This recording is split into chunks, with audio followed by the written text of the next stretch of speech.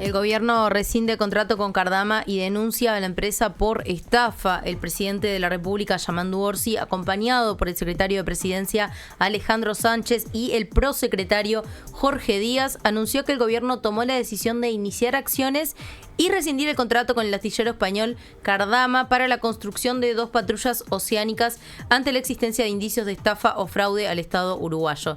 La empresa había presentado como garantía a la sociedad Eurocommerce que, según las autoridades, no contaba con los avales necesarios. La medida fue tomada luego de que se hallaron irregularidades en la presentación de garantías y deficiencias en los plazos de cumplimiento, y escuchamos lo que decía Jorge Díaz ayer. En ese lugar, en ese domicilio, no funciona la empresa Eurocommerce Limitada. Es más, no funcionó nunca en ese lugar esta empresa, sino que allí funciona una inmobiliaria. El embajador nos informa del estado de situación y ante esa situación y a los efectos de preservar al Estado uruguayo es que nosotros consultamos a un estudio en Londres, al estudio Arnold Porter, que en 24 horas nos hizo un informe primario, pero que de ese informe surge que esta empresa Eurocommerce está en proceso de liquidación. Inició el 19 de agosto del 2025, se publicó en la Gaceta Oficial del Reino Unido el proceso de eliminación de la obligatoriedad en el registro. Este proceso se abre por un plazo de 2 meses, ese plazo de 2 meses ya venció, es decir, que esta empresa estaría pronta a ser eliminada del registro. Pero además surgen elementos que son bien importantes. En primer lugar, que el único director de la compañía es un ciudadano ruso que vive en Rusia, que durante el año 2022, 2023 y 2024 tuvo solamente un empleado en el año 2022, 2023 y 2024 no tuvo ningún empleado, que no registra prácticamente actividad, que del análisis de sus cuentas surge que no tiene prácticamente actividad, y lo que nos sugieren es que evidentemente hay indicios fuertes de que esta empresa es una empresa de papel y que estaríamos ante un fraude al Estado uruguayo, pues esta garantía no existiría según lo que se nos informa. Ya se pagaron $30 millones a Cardama. El contrato, que fue firmado durante el gobierno de Luis Lacalle Pou, estipulaba que la empresa debía presentar una garantía de fiel cumplimiento equivalente al 5% del total en un plazo de 45 días. Sin embargo, estos plazos se extendieron a 11 meses sin que se cumpliera correctamente el pago. El prosecretario Jorge Díaz, a quien escuchábamos recién, aseguró que el Estado uruguayo hará todo lo posible por recuperar los dineros públicos que efectivamente están en juego. Y por otro lado, el ex viceministro de Defensa, Javier García, a través de su cuenta de X, ex Twitter, cuestionó la medida, acusando al presidente Orsi de prestarse para una maniobra política de la peor especie. García sostuvo que los buques estaban ya avanzados en su construcción y que la rescisión del contrato expone al país a demandas y a perder capacidad de fiscalización marítima. Hoy estuvo Javier García en Carve y decía que ya estaba el 60% de los barcos construidos, cosa que también deja dudas porque el viernes pasado estuvo Sandra Lazo en la Diaria Radio y decía que en realidad la construcción de los barcos iba lenta, que no se estaba cumpliendo con lo que se había establecido. También, incluso en julio había salido otro informe que hablaba de que bueno, que los barcos no presentaban la seguridad suficiente para quienes vayan a estar en ese barco. Entonces, bueno, primero que se pone en duda esto, si está el 60% del primer barco construido, pero también si está el 60% de ese barco construido, ¿en qué condiciones es? Porque no es simplemente, bueno, terminar el barco y ya está, sino, bueno, ver efectivamente cómo está ese barco, porque después lo van a estar tripulando personas. Sí, no, y de esto también pensaba en lo poco que se está hablando de que en su momento también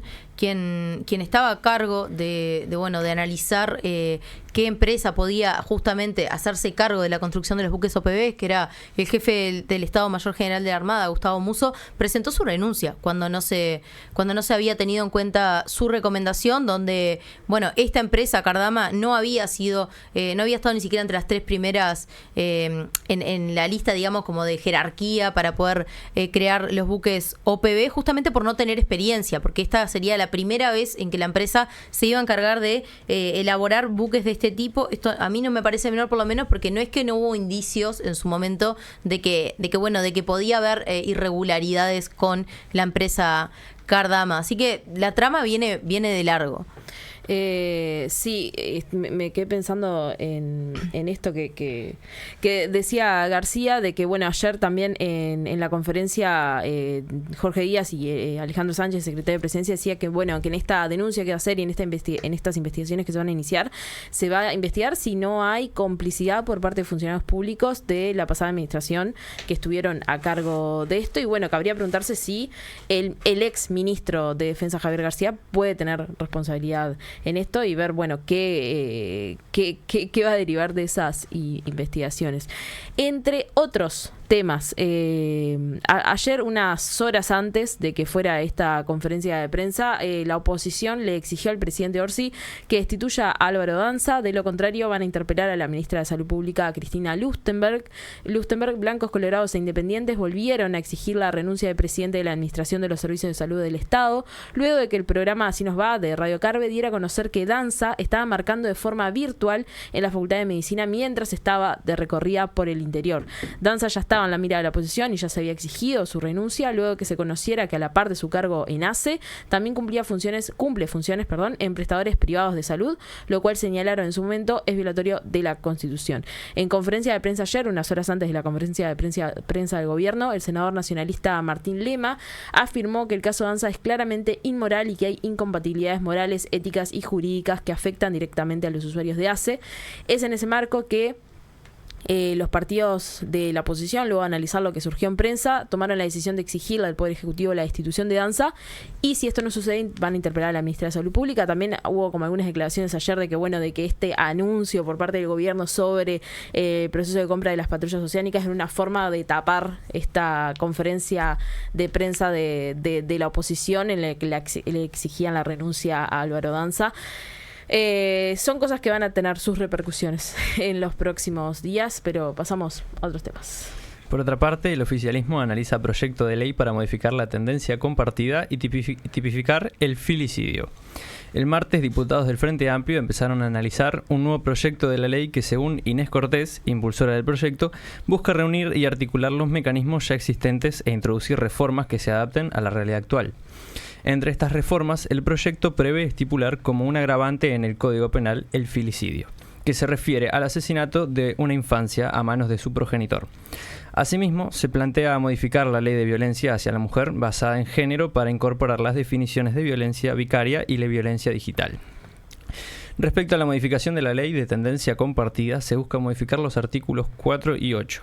El primero habilita al juez a mantener la tendencia compartida aun cuando haya medidas cautelares contra uno de los progenitores. Por otra parte, el artículo 8 establece sanciones al progenitor que incumpla de forma injustificada el régimen de visitas y que, llegado el caso, podría obligar a entregar el niño a la parte que lo reclama.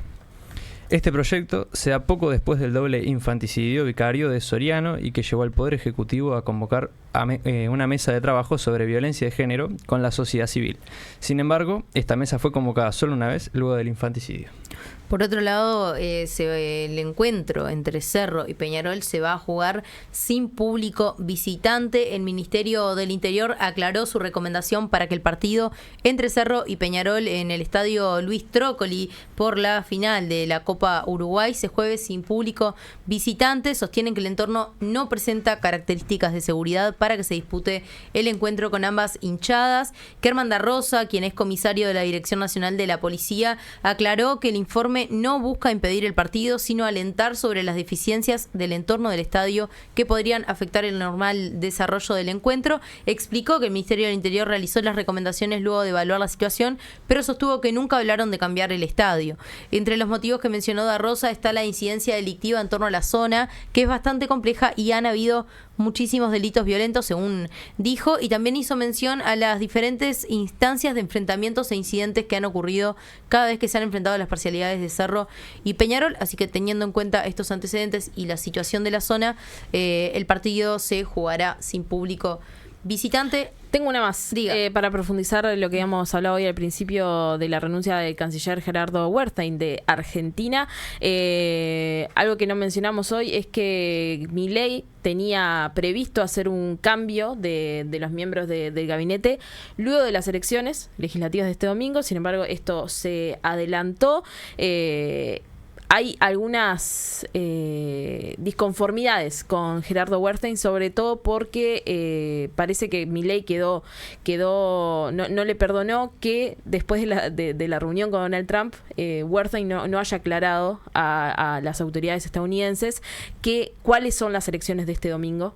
Que no son elecciones presidenciales, sino que son elecciones de medio término, estas elecciones legislativas, y bueno, parece que ahí hubo fricciones entre el presidente y el canciller. Recordemos que hoy lo mencionamos, que Trump dijo que el salvataje económico del país estaba condicionado a la victoria de la Libertad Avanza, pensando que eran las elecciones presidenciales, cuando en realidad son las de medio término. Así que bueno, esas son algunas de las cosas que se manejan, por lo menos extraoficialmente, sobre la renuncia de Wertheim, que ya igualmente la semana que viene ya no iba a ser el canciller.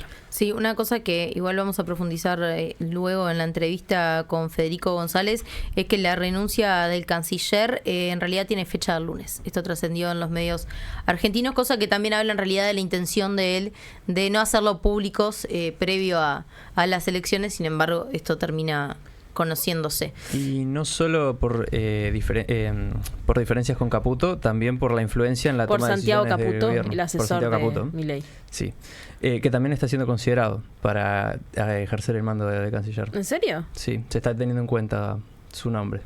Esa no la tenía, esa es completamente nueva. Que bueno, eso está bueno, ese dato, para hablarlo también con el analista argentino del último bloque. Gracias, Mateo Cardinal, por este Comuniflash.